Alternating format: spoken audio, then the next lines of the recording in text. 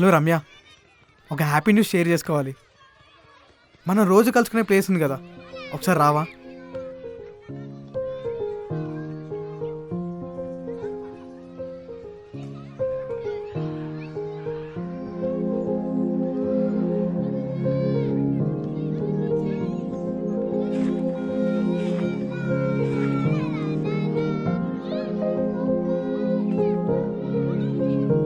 రమ్య, మన ఇంట్లో మన పెళ్లి గురించి ఒప్పుకున్నారు రమ్య.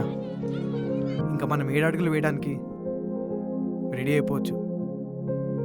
మనల్ని ఎవరు ఆపలేరు రమ్య, ఎందుకంటే నువ్వు నా పిల్లవు కాబట్టి.